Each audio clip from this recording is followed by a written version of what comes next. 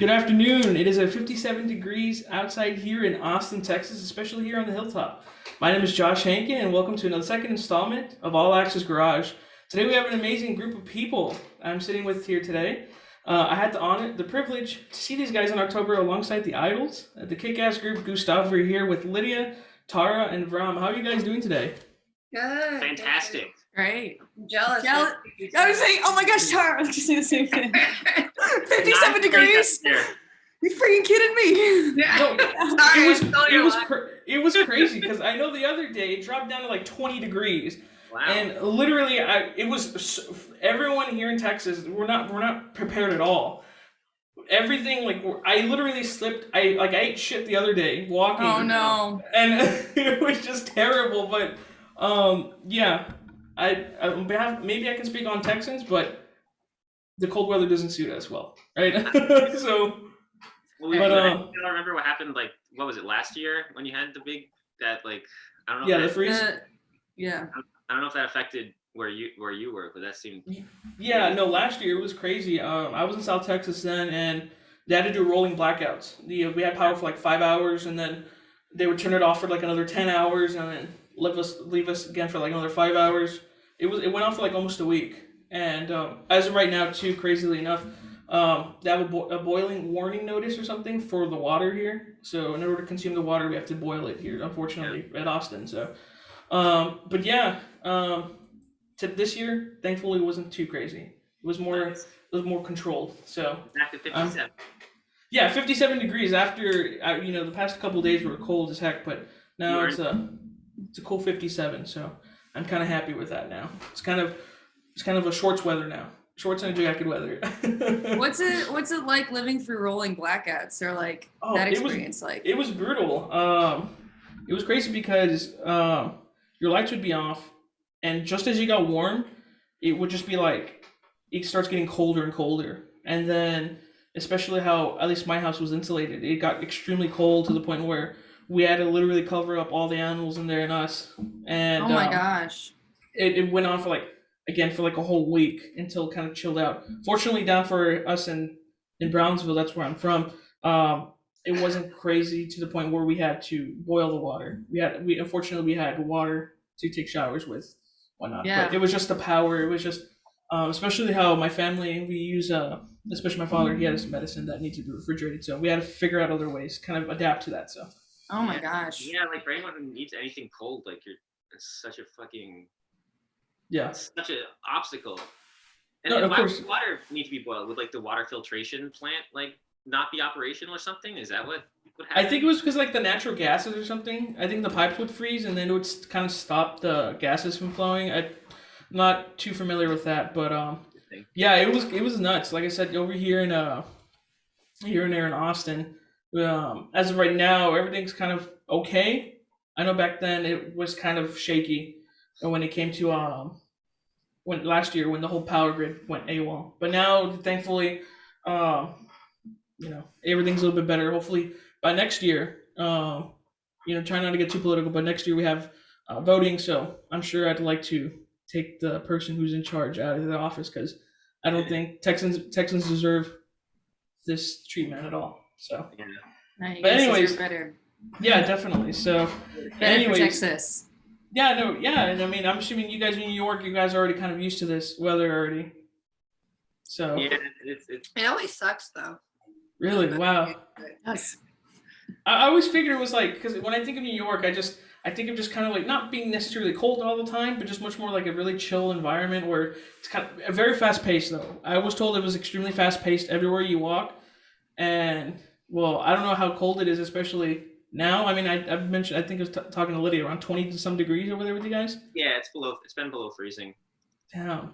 So hopefully y'all are staying warm though. Hopefully y'all are staying warm and whatnot. So. But yeah, anyways, like I said, thanks for just coming in. Thanks for just stopping by, and it's an honor to have you guys, the band Gustaf. For people who don't know them, they're an extremely awesome band. Like I mentioned, I had the privilege to go see them perform with the Idols, and holy shit, when I'm telling you, they were fun to watch. They were fun, especially towards the end when you guys did Rottweiler. My God, like you guys were just having fun, and I think one funny part was I don't know if you know the AF gang on Facebook they have. Um, Oh, Who? yeah, it's like a little Facebook group that the idols have, and yes. they talk about you guys almost all the time still to this day. Nice. So Oh, so I believe one of your bandmates. I'm not sure entirely who it was.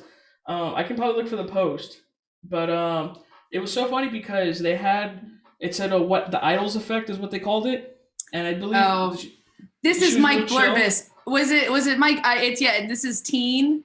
I think so. Yeah, our bass player. And then it was like had like a rubber ducky or something like that being thrown into the crowd or something. That there Yeah, were, the rubber thing is Tara's, but I think the picture is probably or I've seen Blurbis post this on Instagram. One of our friends and like a great music fan who goes to a lot of idol shows. I feel like I saw him post something like that on Instagram of like Teen playing all seriously and stoically Yeah. for Gustaf, and then being like, ah. But yeah, During- so it's really cool, you know. Like I said, it just you guys were just so kick ass when I saw you guys, and I'm looking for next time you here in Austin or in Texas or something like that. You best believe I'll probably be there. So like I said, yeah, it really was an honor seeing you guys. So, but yeah, to get everything kicked off, yeah, let's start from the top, shall we? You know, how did it start for you guys? You know, what kind of made you guys want to start Gustaf? Actually, it started in Texas, kind of. South by Southwest 2018. Tara had a van that has now gone off to Van Heaven. That she had to get down to South by because she and Teen had this band Ex-Girlfriends and they were going to use it for a tour afterwards. And we've been friends since college and playing music and doing our thing for a while. And she asked if I wanted to help drive her. And I was like, well, it could be fun if we could like do shows on the way down as like a way of, you know, making the most of like a task or an errand. And then yeah, we were just kind of like figuring out how that could happen. And I had some music I was working on. We like took our original drummer Angela and Teen from Ex-Girlfriends, and then Vram was supposed to go to South by that year, but then his band canceled. And Tara and Vram are dating, still dating. And she was like, "Oh, it'd be nice if Vram could come." And I was like, Yeah, we're engaged. "We need a guitar player." And so it all kind of like started before we could even really like think about it. And I think that's also sort of like what helped kind of sustain the momentum and also let it grow into the fun thing it is that it's just like we kind of had to start without a plan and just start doing stuff and figuring it out for ourselves. And you know, we all get along well and it's like just a magical group of people. I don't know. So yeah, urgency and no time to waste. Acting without thinking. All thanks to Tara. And Yeah. you. Because not everybody's like, yeah, I'll drive to Texas with you, no problem. Not everybody's gonna do that. So Yeah. I think the secret to like any band or longevity thing is like you gotta just like be willing, wanna do it, want the adventure. You know, though some people are like, oh no, I can't leave because I hate my job, but I should keep this job, right? There aren't any other jobs. And you're like, well, This is the only we all way. just want to, yeah. No, yeah, it's cool because, like I mentioned, you know, you guys have such a fun dynamic while you're on tour for like somehow, and it just works together. Everyone is in sync, just having fun, and I think that's what makes it just really fun to watch. You know, especially when listening to you guys. So I think that's kind of cool that it's there for you guys for sure. Everything's kind of working, which I love a lot. So, yeah, for the next one. Was there anyone who kind of inspired you to get into the music scene, particularly as maybe like an individual level for you guys? Sorry, I feel like I don't think there is anyone, like no one necessarily comes to mind as like, oh, this is like the person. I just feel like there's just my music friends in general. They just want to always try and find like the next thing, find like another show to go to, some new people to play with. So I would just like any of my musical friends, like I get inspired by everyone I know, you know, like our dear sweet little Lydias and Tara and everyone that we know in playing music and just trying to be themselves. I mean, that's to me what really does it. Like the group of like the dozens and hundreds of people that are trying to do something. yeah, my friend Vanessa Silverman, she moved here from LA and she has a label called Diamond Heart Productions, I think. And yeah, just she like does everything herself, and she's a producer and a singer-songwriter, and I find that to be really inspiring. She just like works on it every day and has managed to just like be self-sustaining off music on her own as a solo artist, and that's really cool. And then also our friend Jasno just opened up a recording studio, and is also starting a label called La Femme Records, I think. So it's just cool that people here are just, yeah, and all of our Place for Strangers are like a huge influence on why I started playing music, or not why I started playing music, but why I like the sound that I have and when I play guitar, the Death by Audio pedals, and that was back in like 2010, 11, like 10 years ago. Yeah, so that they're also here, very inspiring. Right on. What about you, Lydia? Oh, the minute it's funny. Yeah, I think as we all were like artistic kids growing up, just knowing you want to do something, but like not necessarily like knowing how. And I think the funny fact of it is that I didn't read Harry Potter really until like later in high school. But my friend invited me to an all ages rock concert by Harry and the Potters when I was in high school, like 15. And I remember like really enjoying just like being able to go to a show in that environment and be like, this is something I want to do. And like seeing that band, which is like 2 people just making up fun, silly songs that like aren't that complicated within a world about like being 2 versions of Harry Potter. I was like, these guys have a band. I think like, I don't really know that much guitar, but I think I can start like seeing someone do it and like not being like so inaccessible in a way. It was like when I first was like, oh, I think I'm allowed to write songs and like start a band with my friend. And that's what I did. So, and sometimes I think when you're growing up, it's easy to forget that, like, you're allowed to do that. There are no rules, which is a weird thing, you know? And it's interesting. Yeah. Like I said, I mean, every person has a backstory. And I think that music, kind of unites us all as people. And it's just another way of, telling an art form, and I think that's such a beautiful thing, regardless of what genre of music that's being played. And I just think that's kind of to you guys, it's a very interesting way of how your stories kind of intertwine. And now Gustaf, right? So kind of now leaning into the next question, kind of why Gustaf? What's the story behind the name Gustaf? If you can talk about that. You're trying to book shows really quickly to within a certain amount of time, you need 3 things. You need a photo, you need a link, doesn't have to have music, and you need a band name. And we did a band name like pretty quickly. Like Tara, like one of our first shows we got was on tour, and it's just because the band that Tara was supposed to be playing with had to drop off. And like we couldn't confirm it until we had a name. So I knew I wanted something that was like 5 syllables or less, somewhat easy to Google, and then like worked in the sentence like, hey, are you going to the blank show tonight? Oh, have you heard of blank? Oh, yeah, I like that band. And like, and I was like, I knew the answer was out there and everything was just kind of too literal. And then I looked up at this poster that my dad gave me a long time ago. And I was like, oh, it fits everything. Yeah, it's like, oh my gosh, it works. Like it can sort of, and I liked that it was open-ended in a way. Like it's kind of ambiguous because like we didn't really know what the band was going to be, but it's still kind of, I don't know. What is the name to you as like someone who's like, what's this band? I'm curious because. Yeah, when I don't know, when Gustaf, I mean, when I first heard it, I was like, and I Googled it and it give me some like other results until I put in Gustaf band. But yeah, coming out from an outside perspective, it was an interesting name. I think, you have all these other people who come up with these other band names, and then you have Gustaf, which has a ring to it. Because, it just comes off the tongue a little bit it sounds nice to me, at least. I like it a lot. So I think that was kind of cool that you ended up naming that. I know it kind of wasn't a straight answer, but I like the name. And I think it's pretty cool that it's like that. It has a unique, ring to it. So with that, I think that's kind of cool that you had that. So, yeah. I just appreciate the outside perspective because, who knows? We're just us.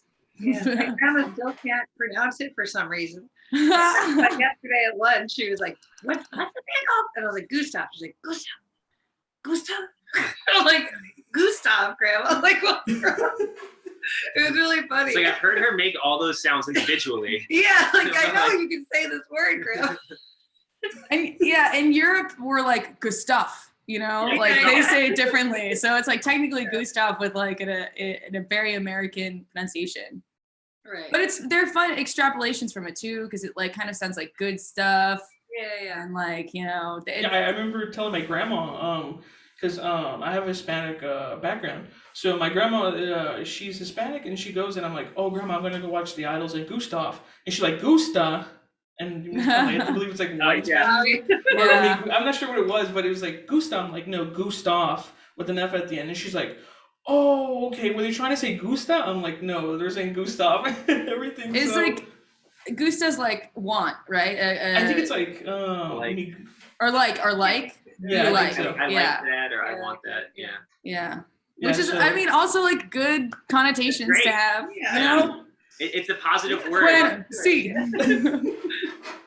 Well, right on, dude. I mean, like I said, you killed it with the name. I think it's a perfect name, and like I said, it's a very interesting name as well. So, to you, that was an awesome choice as a whole to have that as the band name. So, I approve, dude, for sure. Thank you. So, I guess a little bit thing outside of music, you know, kind of getting more into your personal lives a bit. You know, what do you do outside of music? You know, hobbies, sports. Do you maybe attend some events or something like that? I mean, I guess music is definitely a big part of how I spend my time. But the other main things I enjoy doing, I definitely enjoy sleeping. You know, like more than 8 hours. That's awesome. I've been playing a lot of chess for fun. You know, it's a fun little like puzzle game. And You play soccer? I haven't played soccer in a while though. No, but you still. But I like to play. Maybe. I like to kick soccer balls around. You know, my brothers like to kick soccer balls around. But other than that, like music, you know, sleeping, playing chess, maybe doing some sort of physical activity like walking around. I think that might cover all my bases. Okay. Yeah. That might be my entire person. I like walking around. Listening to music, podcasts. I like going to bookstores. Yesterday, I moseyed around the neighborhood and went to 3 different bookstores. I have really not, my attention span hasn't been so good lately though. So I just like open up a book and then I'm like reading a little bit and then I'm like, I can't, like, it's when you're looking at the words and you're not comprehending anything. Maybe the same paragraph like 6 times. You're like, I'm like, what am I doing? That was literally me. That's literally Yeah. me with my textbooks here. My professors make me buy it. And I'm just like, what the hell am I reading? So- Yeah. But yeah, it's cool. Go to a bookstore, you pick up a bunch of different books, you don't have to buy anything, you know. I also like hula hooping. That was my Same. quarantine skill that I learned. I started hula hooping and we got on Twitch and I DJ on Twitch. I have like 2 turntables and I DJ vinyl and I hula hoop at the same time and we call it meta spin because I'm spinning hoops and records. Dude, that is so cool. What's your Twitch? Oh, Mama Joe, Vrama Joe. So I'm Mama Joe and he's Vrama Joe. Oh, and then we also got into making NFTs. And we did submit for some South by thing for some NFT gallery. And our NFTs are a garlic that smokes weed. It's like a piece of garlic, a stoner piece of garlic. Both Dude, that's very what's up. therapeutic entities. Put them together. I was Yeah. like, you're healed forever. you're good. And for you, Lydia, what Yeah. what are some things you do outside of music? I love to walk around like Tara and look outside at the world. I'm trying to notice birds more often. That's been fun. I like eating with Gustaf. Yeah. Oh, yeah. Awesome. Yeah. I like having just like a nice meal with people. And yeah, quarantine hobbies I picked up. I started shredding all of my junk mail and making it into like handmade paper, which I have a lot of shreds of paper I'm supposed to turn into more paper, but You need more paper? Because I get a lot of junk mail too. I have too much paper. Okay. Like, and I'm like trying to close the circuit and like, because like the recycling system in this country is bad, and I was like, well, but it's a lot of work. I'll get back to it. I also like in a similar like zero waste effort was like melting down all of my old candles and making new candles from them, which like are sort of fire hazards. Like they spark a lot. They're all kind of like this weird gray pink color, but they're mine and they look like, troll fingers. So I love them. And I started sewing for a little bit. I made some clothes to wear on stage because, again, a zero waste thing, or like trying to get things that fit me without like going to like a big box store. And I've also abandoned that a little bit, but plan to hopefully pick it up again. I like those things, and I like listening to the radio. There you go, dude. Yeah. Dude, I literally went ahead during the quarantine. I went ahead and I was like, everyone's picking up hobbies. My sister, started, just around bike riding around town. And I'm like, you know what? Rather than just sitting here playing Minecraft all day, let's learn something. So coincidentally, that new game, Tony Hawk came out. Hell yeah. So I was like, you know what? Let's skateboard. So I went to the store, I bought a skateboard, and I literally fell on my ass so many times. And to this day, I still don't know how to ride a skateboard, but I'm still dedicated to that. So hopefully. I'm sorry? Oh yeah, dedication is key ingredient. No, yeah, of course. And but yeah, now I have pads all over my hands. I have one with like a wrist guard, the elbows, and put on the knee pads and all that stuff. So I'm prone to fall for sure. So that's the only thing I got into. But I'm glad you guys had some hobbies to pick up and to do, such as reading and doing all that cool stuff. So that's pretty cool, dude, for sure. Keep on skateboarding. I'm sorry? Keep on skateboarding. Oh, you got man. it. It's good that you're protected. Oh yeah, hopefully. I literally, like I was mentioning, when I worked at the hospitals, maybe that's just me being paranoid. When people would come in, and I'm just like, no, I don't want to end up with a large hospital bill. It's scary. Yeah, no, it's scary thinking about hurting yourself. I stepped on a cable accidentally on stage and ended up popping out a piece of my knee that I then tore on for a month, and then had to get knee surgery and stuff like that. And I don't know, I've spent my whole life not having to think about my body, very privileged in that sense, and being whatever, bones heal. And then you have that one thing where you're like, oh my gosh, I actually have to I'm just made of glass walking around. I don't know. But yeah, so it's weird. It's one of those things, you got to live without fear, but also respect what you have, protect what you have. Of course. Well, I guess kind of now, if it wasn't for music, what would you guys be doing right now, do you think, perhaps? Working at a bowling alley or on an ice cream truck. Yeah, because those are just things I had done. Yeah. We were doing service jobs before. Yeah.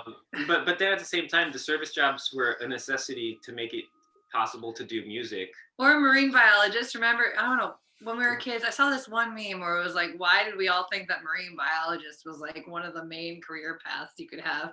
Right. Yeah. An archaeologist, Yeah. I would, because that'd be fun. I'd be down to be a marine biologist. Yeah.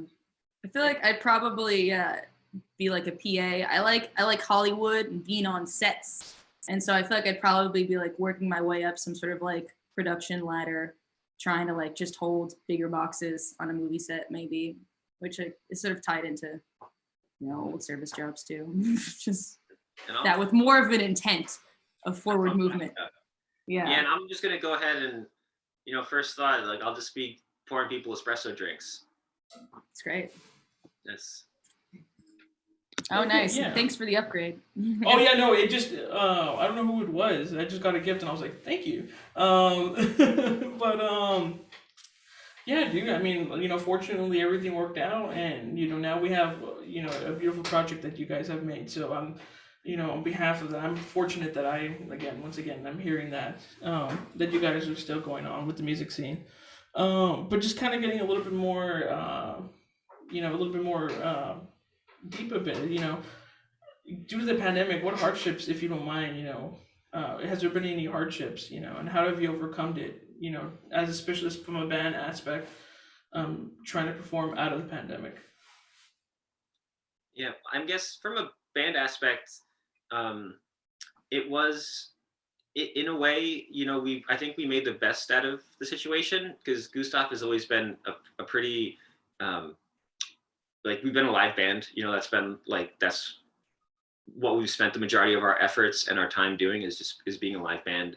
And we've always tried to, like, we've always wanted to record, and we tried a couple times, but we would always just be willing to like take shows, and they'd be like, oh, but there's this cool opportunity like right in the middle of when you guys are trying to like record for these 2 weeks, like, well, let's just do both, you know.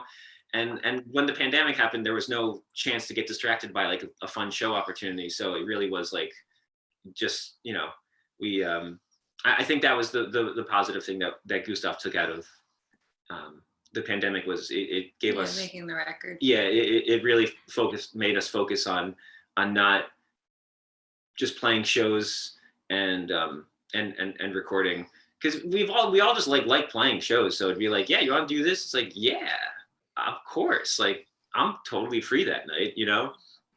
And yeah, and so that, I think that was the positive thing.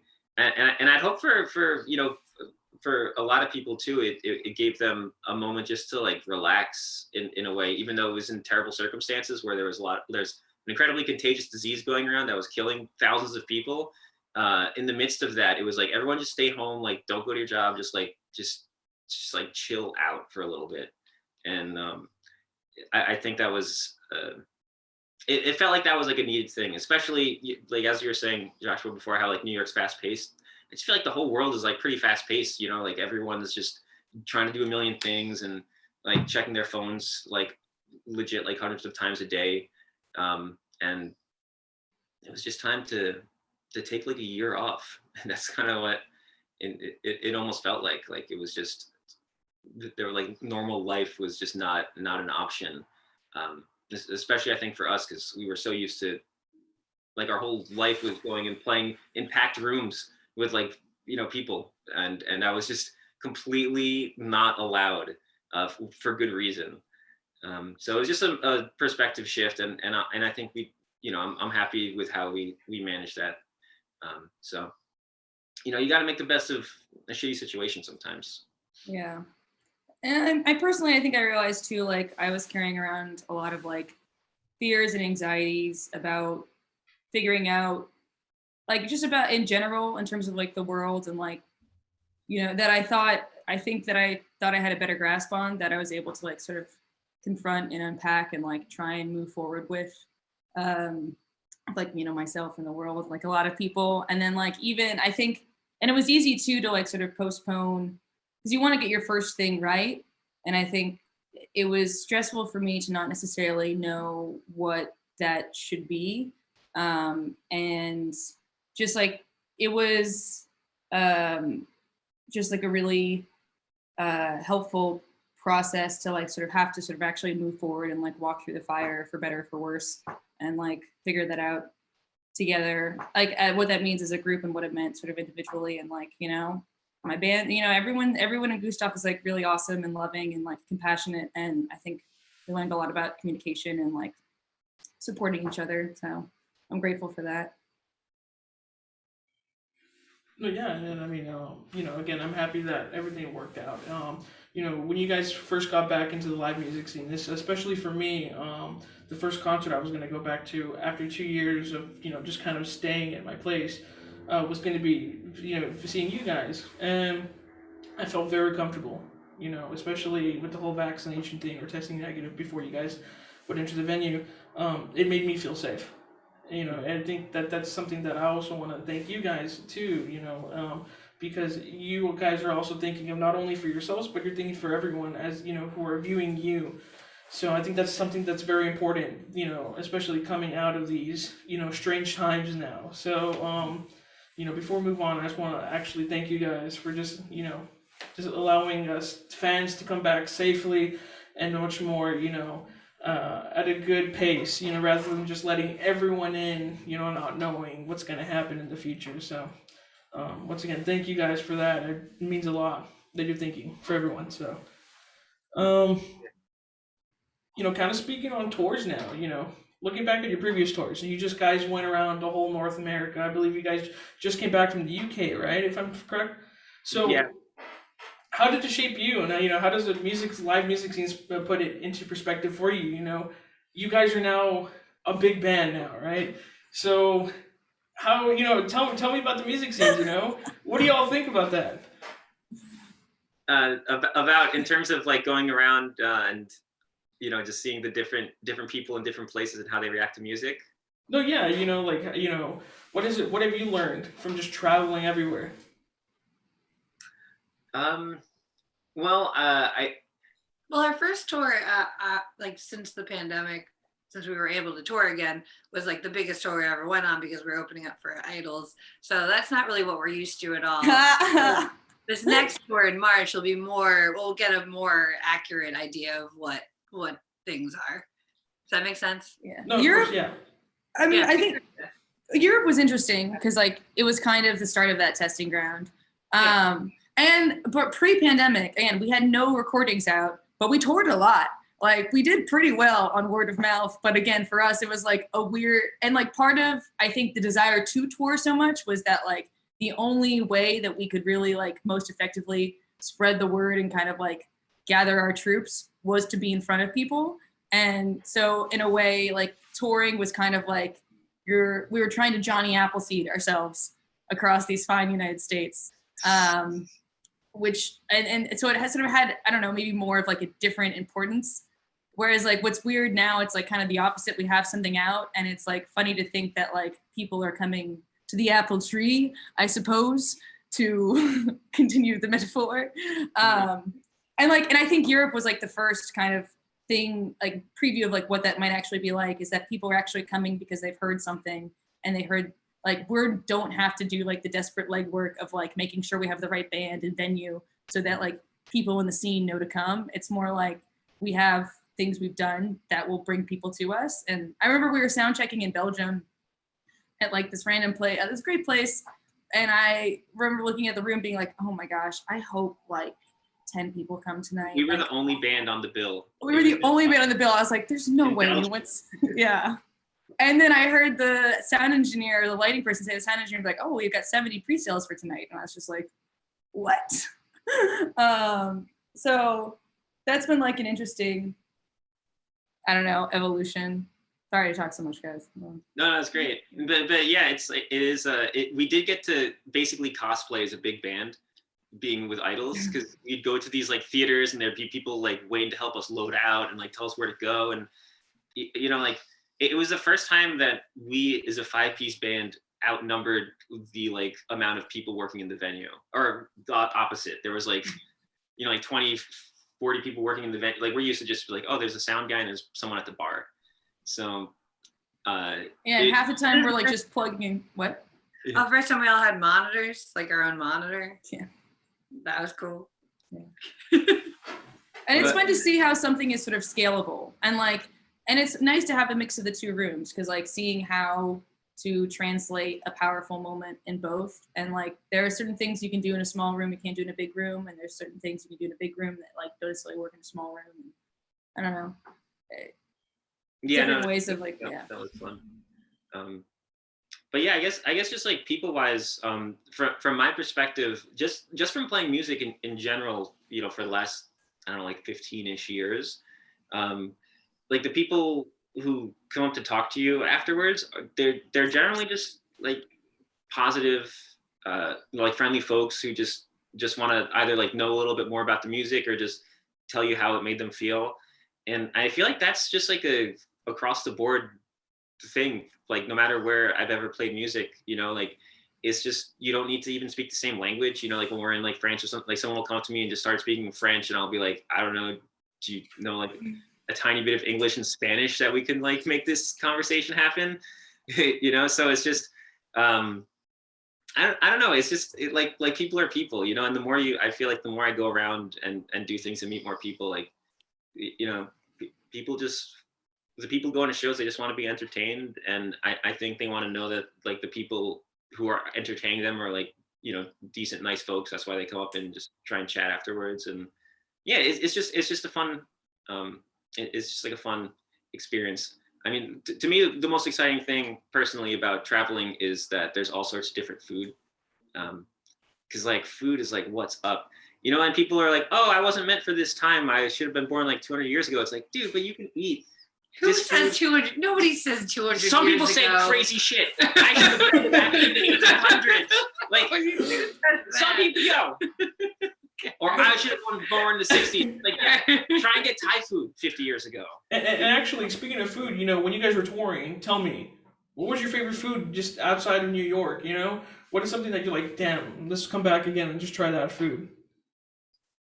Well, I mean, first comes to mind is Berlin. The halloumi. They had so much like falafel and like they had like fried halloumi, which is cheese, and then I haven't had it anywhere else besides like Arabic food, but it's just so delicious and seems so easy. It's just fried cheese, but like, damn, that's some good fried cheese. And I'm sorry. Oh, sorry. Indian food in the UK is great. In Manchester, there's like Curry Mile, which we have to go to when we play Manchester. Like a street with tons of Indian food restaurants. Oh yeah, and I believe Lydia mentioned to me earlier before the interview started, you guys came down to McAllen, Texas, down to South Texas. Yeah, so, and we did get tacos there before our show at like a really small place. That was really cute. Yeah, well, next time you're there, just trust me now. Next time you're there and you're wondering for really good tacos, the best places I can tell you that are like taco shops that look like houses, like literal houses. I promise you, those are like the hidden gems in the valley. Usually.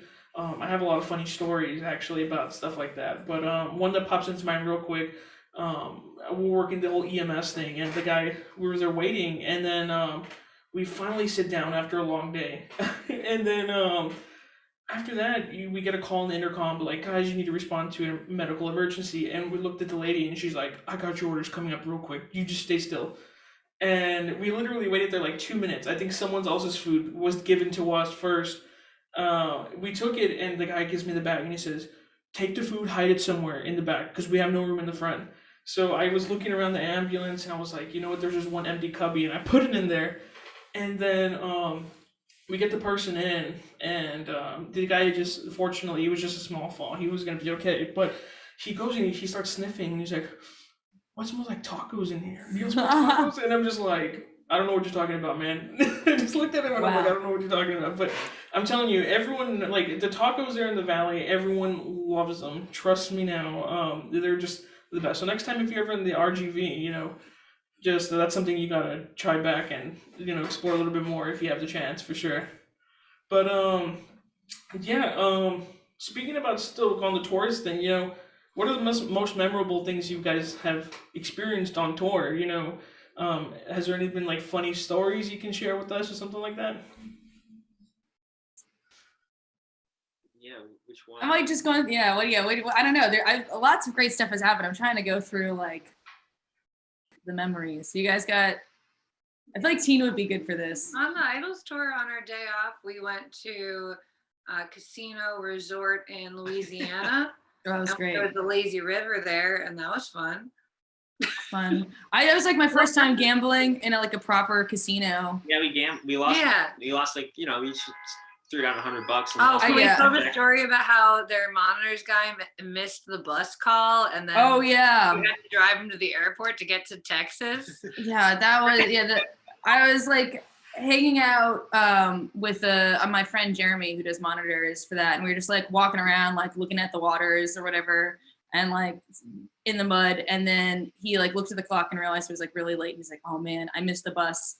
And so I had to like at like 3:30 in the morning drive him to the airport. Luckily there was one like not that far away, but it was like one of the thickest nights like I've ever been in. Like I've never seen fog that thick, and I was just like, what am I doing out here in the middle of Louisiana? Jeremy. I know, that's ridiculous. Actually, another time, Sulphur, Louisiana, that's like right by Sulphur, Louisiana. And when I was on tour with another band, that was like the first time I went to a casino, which was attached to a motel. And my friend Alex and I were like, let's go get a drink at the bar, like see what this casino's like. It was just like a bunch of machines in a room. It was kind of sad. We went to the bar and like showed our IDs. And the woman and my friend Alex had just like turned 21, and she's like looking at his ID for a really long time. She shows it to another person. A sheriff comes over, and we slowly realized we got 3 people looking at it and like pulling out their phones, and we realized they couldn't figure out how old he was from like, they couldn't do the math to figure out that he was 21.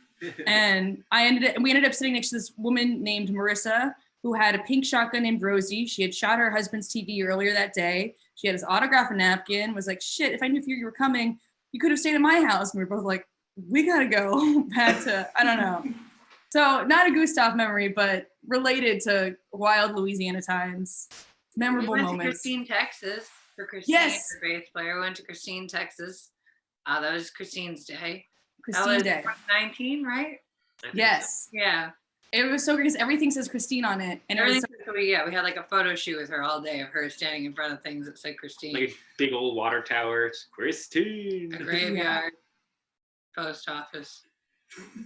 And what about Austin? What did you guys do here in Austin? You know, while you guys were here, did you manage to just go around town, explore a bit? This time in Austin was so weird because we've all been there a lot for South by Southwest and had more time to hang out. It was surprisingly very hot in Austin. 90 degrees. And we had come in from a really long drive and we had to, I think, drive out the next day. So it was like a very short, it was weird. It was kind of like, it was the least familiar Austin's ever felt because I feel like we were just sort of like within this like little radius. We ended up at that like honky tonk bar. It was like white. We did, yes. White. Where was it? That was great. I really loved that. Right across The White Horse or something. Oh, And then, yeah, they have a taco stand up back. That was actually amazing. Tara and Vram, I'm so happy we did that. And I forgot I'd been there before. They like square dance. And there was some person just playing the piano, but like doing a really good job of playing drunk honky tonk. And I was like, really loved it. I was like, if anyone else on that piano, I'd be like, yeah, what is that? It's like, this is not the vibe, man. yeah. Yeah, no, Austin's a very diverse place here. When I first moved here, it was kind of a culture shock for me because coming down from South Texas, it's really kind of just very conservative. So coming up here was extremely different and kind of, you know, to your point, you know, you're like this, you know, a drunk honky tonk player. You know, if you're in South Texas, you'd be like, what are you doing here? But it's totally appropriate here in Austin, and I think that's what makes Austin Austin. And I think one thing that my professor told me was you have to be a special kind of weird to be weird here in Austin. So I think that's a very interesting thing. But kind of talking about your fans now. Again, you guys have grown like really big now. So your fan base is pretty big. You know. So what makes your fan base so unique, and why are they the best to you guys? I mean, that's I guess a good question, because I mean, I feel like I have this weird like diluted sense of who comes to Gustaf shows just because of the Idols shows, where like the majority of I feel like the compliments I've received this last year of music is like, I had no idea who you guys were, but it was awesome. And that's like something that I feel like we're so used to as Gustaf because we have no music out. And this is like the first time we have music out, but we're still playing in front of like a very big undiscovered audience. But I do feel like the people who have heard of Gustaf before who come out are it's, I don't know, I feel like it's just like people who I don't have like a typical like Gustaf fan caricature in my head. I don't know if either of you. Well, I think because we played so much before we put out a record too, we made a lot of friends and like repeat fans that like throughout the years that like really like we owe a lot to, because like, you know, they would help spread the word and like be supportive and bring people to see us. So it got to a point, I think, playing before the pandemic too, where it's like you would just run into so many wonderful familiar faces you had met from, you know, being in this band. And I think everyone's just really nice and supportive. And I think our fans like to have a good time. They love to smile. Tara makes everyone smile during our sets. And, you know, they like to dance and you know, be playful. You know, they're funny. You smile too. With a different, but not because I'm smiling.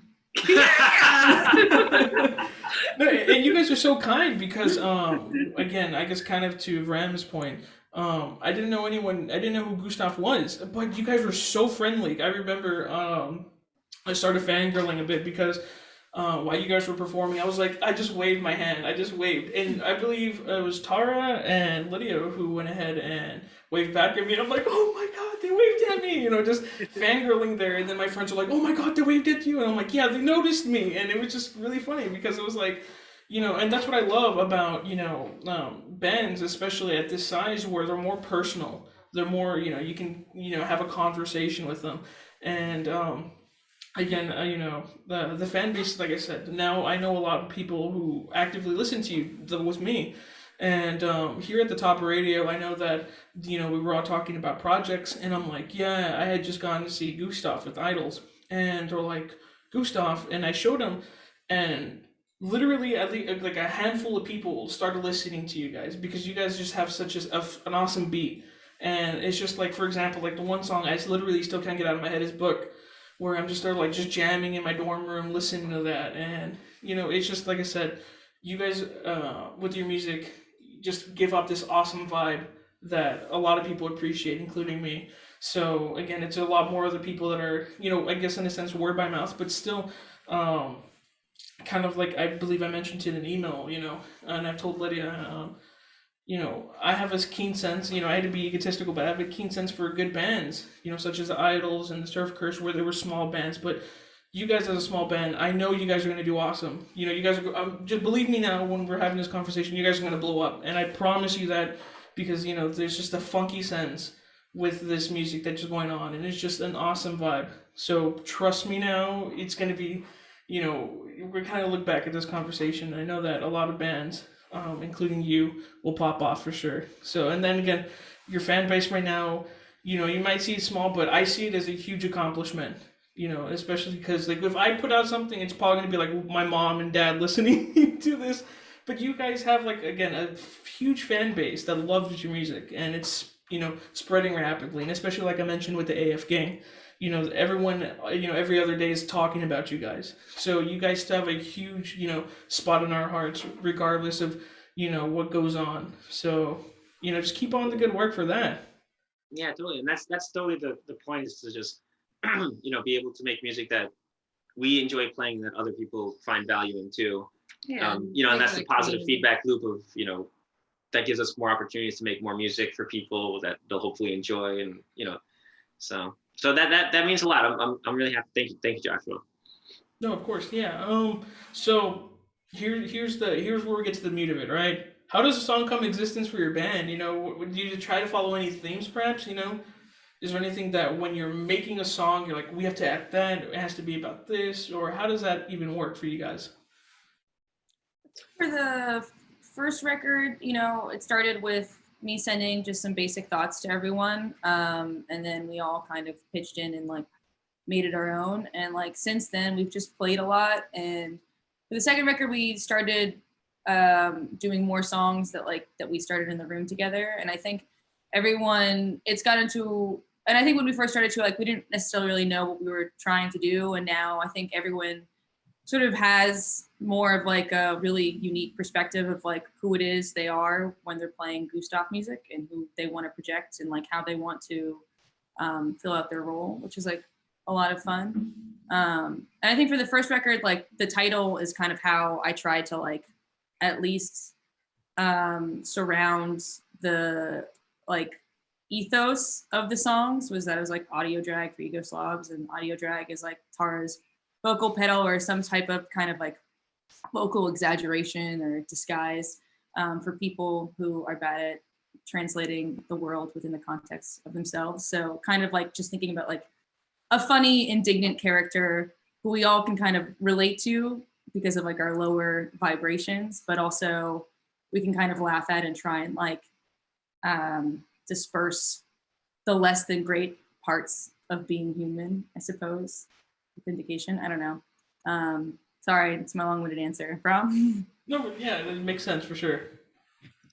Yeah, I mean, from my perspective, I'm not necessarily like a like Lydia's. I think like Lydia, the way you approach music, it's like conceptual in a way, and it's like you're thinking about it from all sides.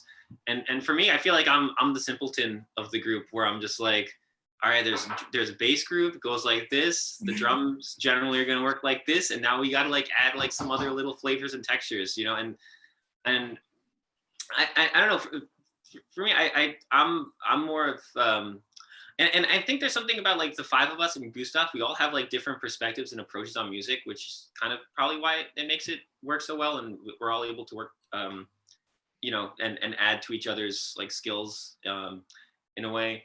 And another fun like part about Gustaf is that like Tara, she's a guitar player primarily, but she basically is just like auxiliary hype man. And our drummer, Mel, is like an excellent guitar player as well. And this is like her first band playing drums, even though she's toyed with drums in the past. But yeah, it was, I don't even know where I'm getting off now on this answer. Basically, everyone's great at guitar, and I don't let anyone play guitar except for you. No one's allowed to play guitar. I'm allowed to play guitar, and when I do, it's one note. It's and that's like a fun thing about the songwriting process, because like everyone has all these things that they can, like we all have like very deep bags of tricks. I believe that everyone is like very skilled in their own way. But in the Gustaf, like I feel like Lydia has done a good job of kind of like helping us be like, hey, like use these tricks, like try out like limiting yourself to like using these tricks. Lydia, look what I have. Sorry. I had to pee. 30. Oh, I didn't even realize I was doing that. Look at that. That was just the cup that was on the table. Cheers. No, if you can't, wait. can't see this out in radio land. If you guys can't see, I mean, obviously on the radio, Lydia and Vram have similar cups. Sillies. What is that? Is that a? Yeah, it's a diner in Maine. In Oh, there you Portland, go. Maine, that actually closed, but this is their 30th anniversary. Yeah, celebrating 30 years. Well, shout out Sillies, right? Yeah, that's another a remnant of tour. I went insane in the restaurant, or I went off my rocker and was like, I love this place, and was I'm buying mugs. You weren't there the first time. The first time it was Tara, and then we had two people sub it, or we had our first drummer girl band and a sub, and like they all try. This drives. Look, one of the things that like also like unfortunately try to introduce to the band is that like if we're eating at a restaurant, usually it's not like an entree place, but like let's do family style, or like I've just seen it happen too many times where like people all order the same thing and then you have like so much food left over And no one finishes the same and thing. no one finishes the same thing. It's like we could have had like 5 amazing things for the same amount of money, each had more food and variety. So I was at Silly's with Tara and like the other 2 people who were like filling in for the weekend or doing it the weekend, and they all ordered the same thing, and I was like, you guys can't do that, but of course they can. Again, another lesson for Lydia is like, you gotta let people, radical acceptance of yourself and others. But it was just like a whole funny, mugs. and I bought everyone mugs. And then the next time we went back with like the final lineup, the actual Gustaf incarnated, and we ordered the thing, which was vegan mac and cheese with a side of tofu for the table. And then everyone else ordered something different. Yeah. Oh yeah, that sounds great. I totally forgot that we went back there. Wow. So will Gustaf have mugs now in the merch shop? If you guys don't already have that? We do. Tara Oh, designed you a mug. do. There you go, dude. I So don't have one yet. I need to get one. It Oh, says yeah. people get used to terrible things. And you put coffee in there. And you put coffee in there because when you're a kid, you taste coffee and you're like, what is this like Icky like shit. diarrhea shit that kind of smells good? you know, But then They're like, don't talk to me before coffee. But I always thought coffee smelled really good because I was like, how do they drink this? it was crazy because I think the first time I had coffee, funny enough, was in high school. My mom and dad were like, no, they kept saying this thing where if you drink too much coffee, it's gonna mess with you. You'll stay short for the rest of your life. I don't know where that urban myth came from or something like that. I love things like that. And so my mom and dad never did that. And I remember I was in theater and my director was like, what the hell are your parents telling you? You know what I mean? So I had it and he was like, here's just black coffee. So I took like a sip and I was like, man, did you literally consume this? So now I have to, when I go to the store, I buy that Cold Stone Creamery coffee, creamer. And I put that inside my coffee now. So yeah, but I can understand the whole coffee idea. So speaking of coffee, real quick on a side note, how do you like your coffee? I do espresso, or a little add a dash of hot water to the espresso. Either like black or coconut milk lattes, iced. Yeah. Iced. I drink iced, always iced. I drank black coffee for a really long time, and I worked in a coffee shop for a while too, and I drank it black until I heard about like keto stuff, and I was like, oh, a high fat diet. So I started putting cream in my coffee, and that's the only thing that like I kept doing. I don't know. So now I drink cream in my coffee, but I want you to know for like a decade, I drank it black, and I drink it black at home. How did the keto thing work out for you? I forgot. It was, I know, no. I mean, it's also if you don't eat meat, it like gets complicated. I don't like eggs. So like basically I just like ate coconut oil and avocado for like a couple years ago, right? For like a week, and like I did it. It was fun, and then I also was like, I'm moving on. I like lentils and yeah, bread, you did it. and You already I did it. But cream in my coffee's fun now. You know. Yeah. At least you took something away from it. Worth it. Yeah. Right. Well, so here's where we get down to the serious parts, right? Oh shit. What are H1? What are your 3 favorite songs you guys made here on Gustaf? Your 3 favorite. I'm putting you guys on the spot right now. 3. Do we each get 3 or do we each get Your 1? top 3 favorite songs that you guys made as a band. It doesn't include the new stuff. Does it include stuff that? Yeah, I mean, we made it. Oh yeah. I mean, whatever you guys want to do. You know, it's your call. I don't know. You love them all in different ways. Liquid. But Yeah. Today, fine. I'm gonna say Design, Dog, and Liquid Frown. Boom. Damn it! I was gonna say Design, a Dog, and Book. You You can't say that now. No, I huh? can't. Okay. Fine. No, I you can also can't. change mine. Because it's the first time I made a kazoo part. Yeah, Yeah. you did solo. I have a kazoo part. And Dog I bark a lot. But for the new stuff, I really like Close into the other thing. What's the other thing we could get into Close? Is that all? Oh, yeah, it's a postlude, perhaps. Yeah. Is it Sometimes it can get a little self-indulgent at the end, but we'll have to make it cool. We do close and then /closed. Closed, yeah, or clothes. Yeah, clothing. Clothing. Yeah. Yeah. Oh, we did call it clothing, I think, before. Okay, Close and Clothing. Yeah. It's not out. It's not out. Not out. But There's bass guitars in it, which is really cool. Yeah, Lydia wow. plays lead bass sometimes. And they keep calling this one part the Autobahn. I don't know what they're talking about. I don't know, but I like that. We're figuring out the Autobahn. Yeah, really excited about that. I'm also, again, I didn't really come from a traditional music background, and I'm a frustrating person to communicate with sometimes because I can think of metaphors better than I can think of direct words that are like concise. So like, this part's kind of like that feeling when like you realize the sun's about to come up, but like you're feeling anxious about it. You're like, what? I'm like, so just like play that, and everyone's great at doing that. So Yeah. And it kind of reminds me because I follow this guy on Twitch, kind of going back, and he performs with his guitar, and he starts just jamming out, and it helps me study when I'm studying. And there's just one parts where, and help me if you hear on this part, but on the guitar it sounds so like psychedelic, just like it feels like waves, if that makes any sense. Mm-hmm. And he uses these pedals, and I don't know what the pedals are called, so I just end up calling them whale pedals because they just sound like whales, the sound. So every time I go into his chat, I'm like, hey, can you play some whale pedals? And he's like, yeah, man, I'll play some whale pedals for you. see, it works. Exactly. But there you go. Yeah. But yeah, I'm that's pretty cool. So, as for you guys individually, what are you guys listening to now, music wise, outside of Gustaf? Is there any songs, albums you're listening to currently? We have I'll some Play friends. Stray Stranger's new record came out on 2 days ago, Friday. Oh, I have to listen to that. Yeah, Yeah, it's good. it's really nice, and it ends on like a sweet note too, because it's usually very like industrial, not necessarily like heavy music, but it's not like music that you can like. It doesn't make you feel like this is a field of flowers, like that's not what you're getting from that.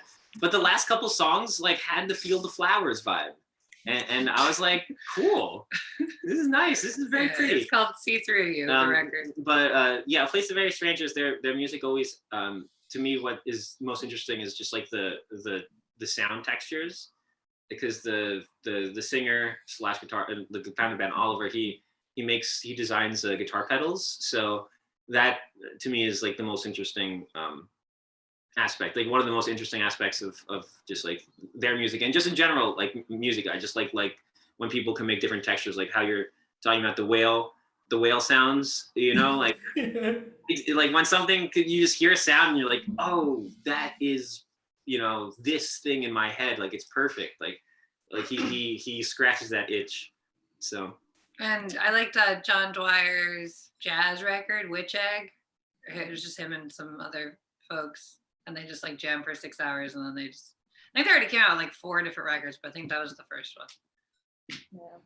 And then also our friends, Sloppy Jane put out a really great, that was really good. Well thought out Yeah. album Madison last year, and our friends Nation of Language also put out a record. Idols, their new record's fantastic, and they're just also really inspiring to, like, you know, watch as like a live band and see how they work and do that And stuff. also the most pleasant people. The sweetest people. Everyone in their team is like just Yeah. so nice. Yeah. And how was it, you know, I guess kind of on the side with that, and I guess a side question, you know, how was it working with you know, I'm pretty sure you got to know them for a while now, especially touring with them for a couple months, you know, how was the vibe they gave off? I mean, they're incredibly welcoming and they're like accommodating. Like I feel like they do this to a lot of other bands where they're like, hey, like we're so happy to have you here. You know, like we just want to support you, what you're doing. Like let us know if you guys need anything or if, you know, you have any issues.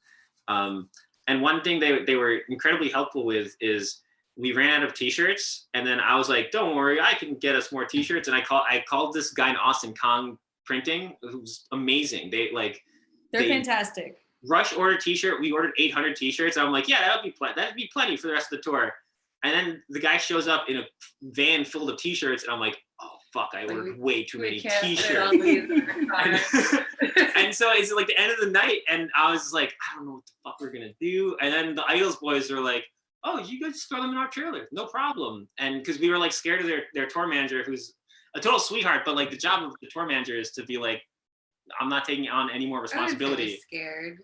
Well, we didn't want to. No, but I think everyone was like, don't let Robin know. Don't let Robin know. Like, we'll do it for you. Yeah. I mean, he's not a scary guy, but like when everyone in their team is just like, don't tell the tour manager that you're doing this. I'm like, okay, that's probably something bad's gonna happen. He found out eventually. No, but then in the end, he was like, you can put whatever you want in the trailer. I feel like you were just fucking with us because we didn't know. They were like, oh, to make them feel like scared about, you know, like they're just like, that was hilarious. But yeah, so they saved our asses. Yeah. Or else we would have just had to leave a bunch of all our shit at one of our ex-boyfriends' houses. So someone's ex-boyfriend was gonna get a bunch of t-shirts. Yeah. And instead, we left most of it in the office of our friends in Los Angeles. So hey, Chris, if you're out there, thank you, and thank you, Idols. Yeah. Oh yeah, definitely. You know, I like I said, I mean, they're big sweethearts. At least I believe they are. You know, I managed while on the tour. I managed to actually talk to John. I have this thing where at the time I would have done it with you guys, but I didn't know, quite honestly. But I give drumsticks as kind of like a little thank you. So I did it with Nick Radigan, who's Current Joys or Surf Curse from him, and then I did it with John from the Idols, and I got to meet him, and they're such sweethearts. I think kind of to your point, what you guys were mentioning.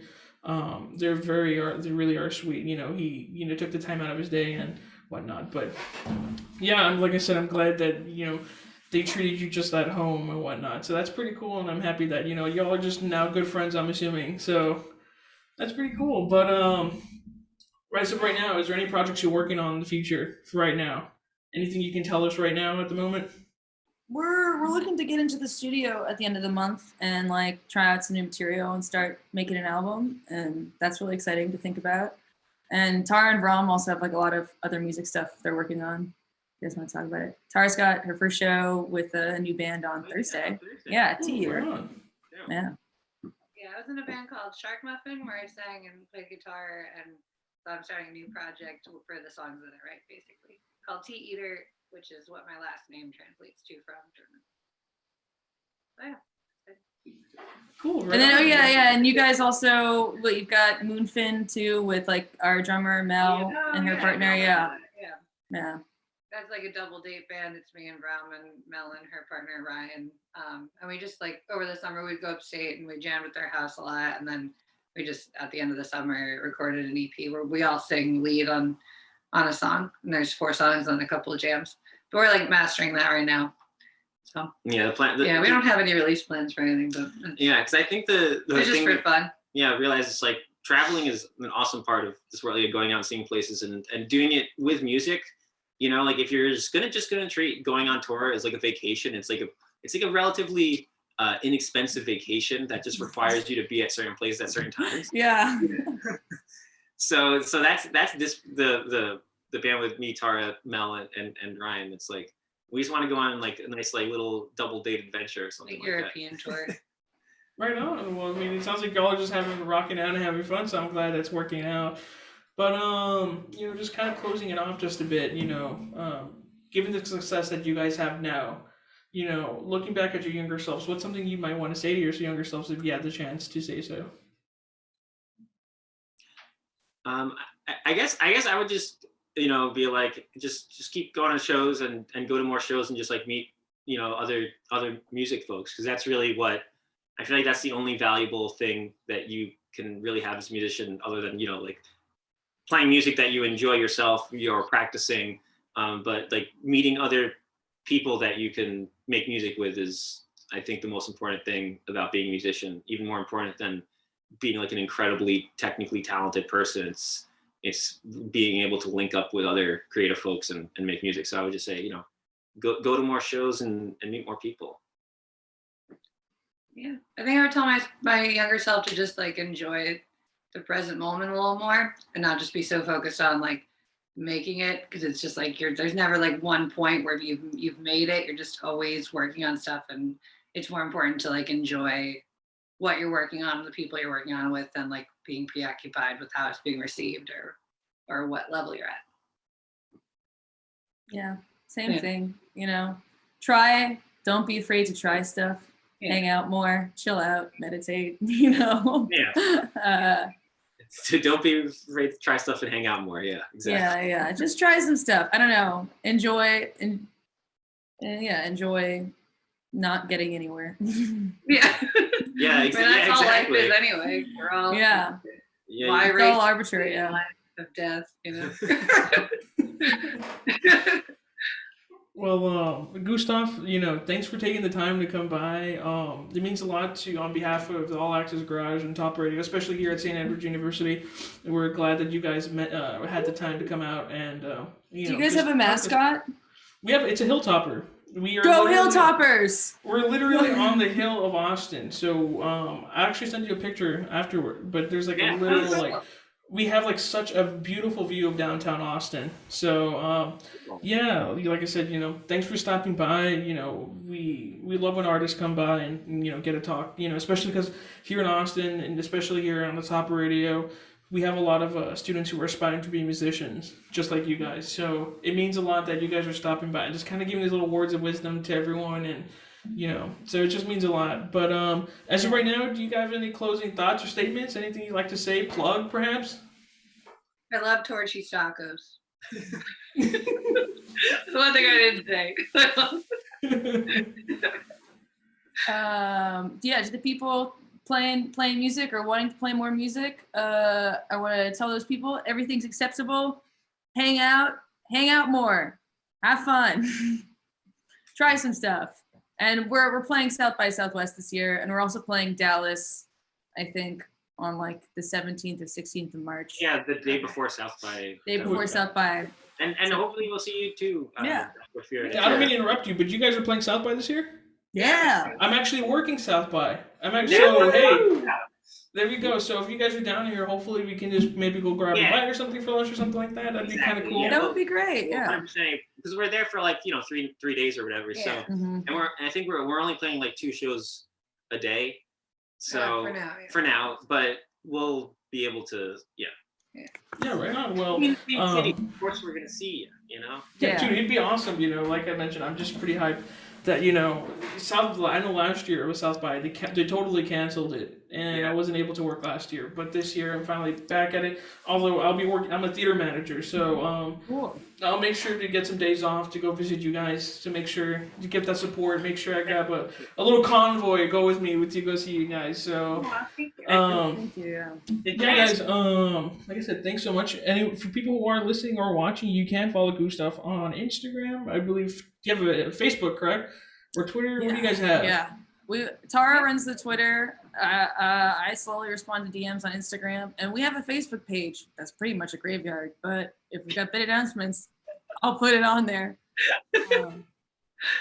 Right on. But- Well, MySpace. Oh no. We missed that. If only Too late for MySpace. it stopped there. Oh, that's fun. That'd be a fun song. Too late for MySpace. Too Too late late for MySpace. I there know.